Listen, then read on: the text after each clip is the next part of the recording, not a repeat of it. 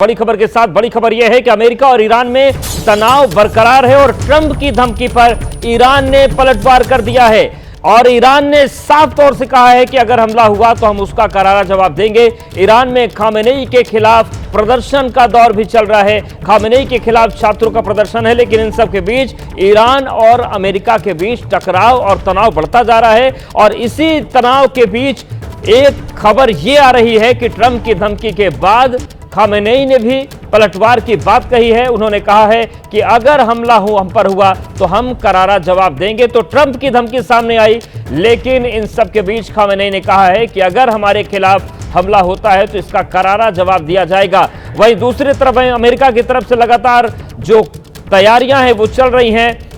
दो worship Iran के बेहद करीब भेजे जा चुके हैं, लेकिन इन सब के बीच दुनिया जो चाह रही है कि शायद बातचीत से कोई हल निकल सके, लेकिन फिलहाल वो स्थिति बनती हुई दिख नहीं रही। और बड़ी खबर यह है कि अमेरिका और ईरान में तनाव बरकरार है और बरकरार ही नहीं, ये लगातार बढ़ रहा है। ट्रंप की धमकी पर ईरान ने पलटवार कर दिया है और ईरान ने साफ तौर से कहा है कि अगर हमला हुआ तो हम करारा जवाब देंगे। और इन्हीं सब के बीच ईरान की जो डील है चाइना के साथ वो हथियारों को लेकर हुई है, तो लगातार दोनों तरफ से जो तनाव है वो लगातार बढ़ रहा है और ईरान की तरफ से भी पलटवार किया गया है। हमारे सहयोगी विशाल पांडे जुड़ गए हैं। विशाल, जिस तरीके से स्थितियां बनी हुई है, ट्रंप की तरफ से धमकी आती है, खामेनेई उसका पलटवार करते हैं, युद्ध होकर रहेगा क्या?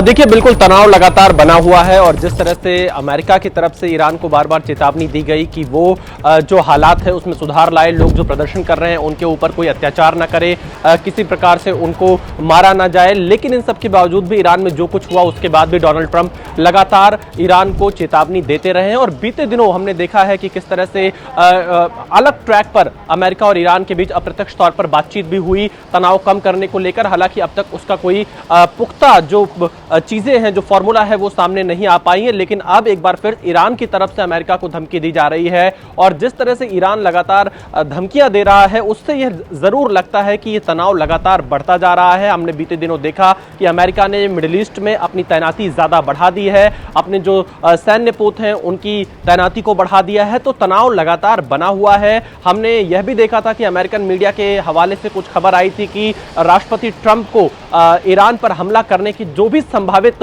तरीके हैं उनकी जानकारी दी गई है और अंतिम फैसला राष्ट्रपति डोनाल्ड ट्रंप को लेना है। लेकिन वो फैसला लेंगे या नहीं लेंगे अभी उस पर वो विचार कर रहे हैं। पर यह जरूर है कि ईरान और अमेरिका के बीच में तनाव बढ़ता जा रहा है। इजराइल लगातार, क्योंकि ईरान को यह मानता है कि वो इजराइल के अस्तित्व के लिए एक तरह से खतरा है, ऐसी स्थिति में इजराइल बार बार ईरान को चेतावनी भी देता रहा है। अमेरिका के साथ भी इजराइल ये कहता रहा है कि ईरान को सही तरीके से हैंडल करना चाहिए। बातचीत भले हो रही है प्रत्यक्ष तौर पर, लेकिन हालात बिगड़े हुए हैं, तनावपूर्ण हैं। जो इजराइल के प्रधानमंत्री बेंजामिन नेतन्याहू वो अमेरिका दौरे पर गए थे, अभी कल ही उन्होंने राष्ट्रपति ट्रंप से मुलाकात की। तो कहा जा सकता है कि स्थिति पश्चिम एशिया में तनावपूर्ण है। एक तरफ अमेरिका और इजराइल है, दूसरी तरफ ईरान है। धमकियां लगातार जारी है, लेकिन असल में स्थिति कैसी बनती है ये देखने वाली बात होगी। बिल्कुल, लेकिन विशाल, जिस तरीके से एक बार और अमेरिका की तरफ से ईरान के परमाणु ठिकानों को निशाना बनाने की कोशिश की गई थी, तो ईरान की तरफ से फौरन अमेरिका के जो बेसेस थे उन पर हमला किया गया था। ऐसे में ये जो युद्ध के हालात हैं, अमेरिका अल्टीमेटम दे रहा है लेकिन खामेनेई पलटवार की बात कर रहे हैं, ये युद्ध होता है तो कितने भयानक परिणाम होंगे, क्योंकि ईरान तो पहले भी एक नजराना दिखा चुका है। देखिए, बिल्कुल अगर युद्ध के हालात जिस तरह से बनते हुए दिखाई दे रहे तो इसका नुकसान और इसका असर खासतौर पर पश्चिम एशिया के तमाम देशों पर पड़ना तय माना जा रहा है। और इसीलिए जो वेस्ट एशिया के देश हैं वो लगातार यह चाह रहे हैं कि तनाव कम हो। खासतौर पर जो अलग अलग देश हैं, कतर की अगर हम बात कर लें, ये सभी देश इस तरह की चीजें चाहते हैं कि तनाव किसी भी तरह से कम हो, क्योंकि अगर ईरान और अमेरिका के बीच में युद्ध होता है तो इसका सीधा असर मिडिल ईस्ट के उन देशों पर पड़ेगा जो लगातार अमेरिका के साथ भी अलाइज हैं और जो कहीं ना कहीं ईरान के साथ भी अपने संपर्क को बनाए रखते हैं। तो ऐसी स्थिति में मिडिल ईस्ट के तमाम देश इस वक्त ये चाहते हैं कि अमेरिका और ईरान के बीच में तनाव बहुत ज्यादा ना बढ़े। हालात सामान्य हो, इसीलिए अप्रत्यक्ष तौर पर बातचीत भी अमेरिका और ईरान के बीच जारी है। लेकिन अपने परमाणु कार्यक्रम जिनको खत्म करने की मांग अमेरिका की तरफ से की जाती है, इजराइल की तरफ से की जाती है ईरान के, उसको लेकर ईरान की तरफ से अब तक कोई ठोस कदम, कोई ठोस फॉर्मूला नहीं दिया गया। इसीलिए माना जा रहा है कि जितनी अप्रत्यक्ष तौर पर बैठ के ईरान और अमेरिका के बीच में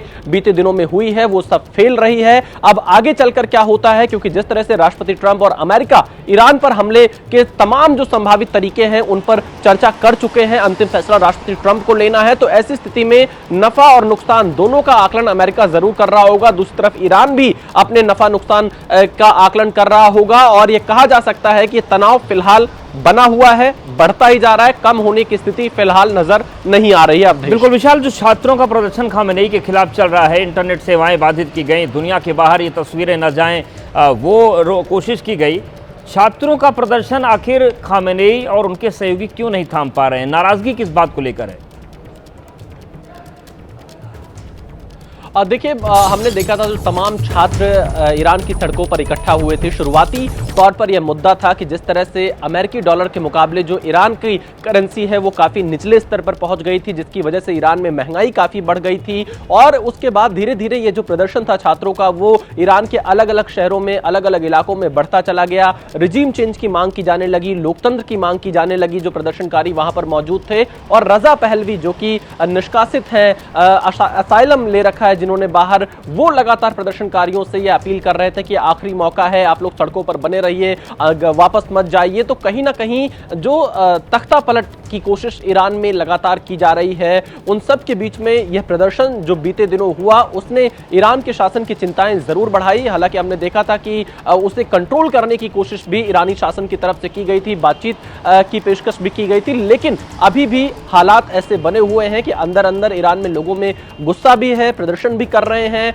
तमाम मुद्दों को लेकर सड़कों पर है। तो दूसरी तरफ अमेरिका लगातार ईरान से यह कह रहा है कि वो अपने परमाणु कार्यक्रम को खत्म करने के जो फॉर्मूले हैं उनको लेकर सामने आए, लेकिन अभी तक ईरान की तरफ से उस पर कोई ठोस पहल नजर नहीं आ रही है। और इसीलिए माना जा रहा है कि हालात आने वाले दिनों में और ज्यादा बिगड़ेंगे। और अगर अमेरिका और ईरान के बीच में युद्ध होता है तो अमेरिका इजराइल एक साथ इस युद्ध को लड़ेंगे, इसकी पूरी संभावना है। तो ऐसी स्थिति में मिडिल ईस्ट के जो देश हैं, पश्चिम एशिया के ये जो देश हैं, इन पर असर जरूर पड़ेगा। इसीलिए तमाम कोशिशें इस वक्त की जा रही है कि तनाव ना बढ़े, तनाव कम हो, लेकिन हालात कम होते हुए तनाव के नजर नहीं आ रहे हैं। तो क्या विशाल यही वो वजह है कि एक तरफ अमेरिका ये कह रहा है कि जो परमाणु कार्यक्रम है ईरान रोक दे, लेकिन ईरान चीन के साथ जो लंबी दूरी, लंबी रेंज की मिसाइल्स है उनकी जो डील होनी है उसके फाइनल चरण में पहुंच चुका है। यानी कि ईरान भी पूरी तैयारी कर रहा है। ईरान को भी ये समझ में आ गया है कि फिलहाल युद्ध रुकने की स्थिति बनती हुई नहीं दिख रही है।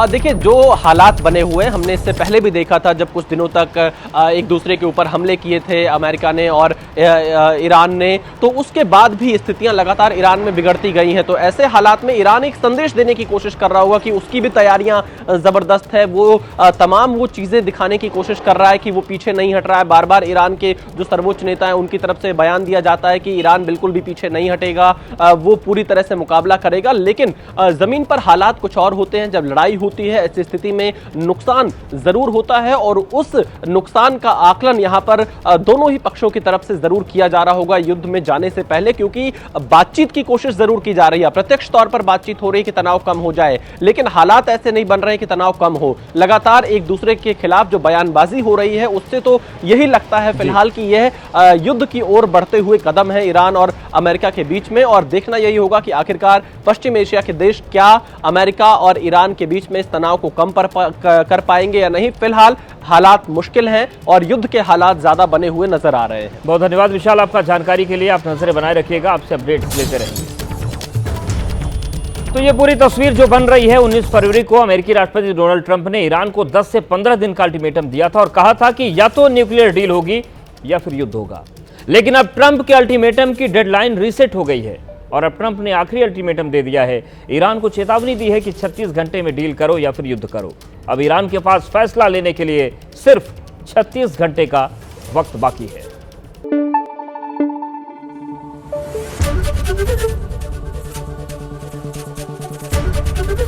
एबीपी न्यूज आपको रखे आगे।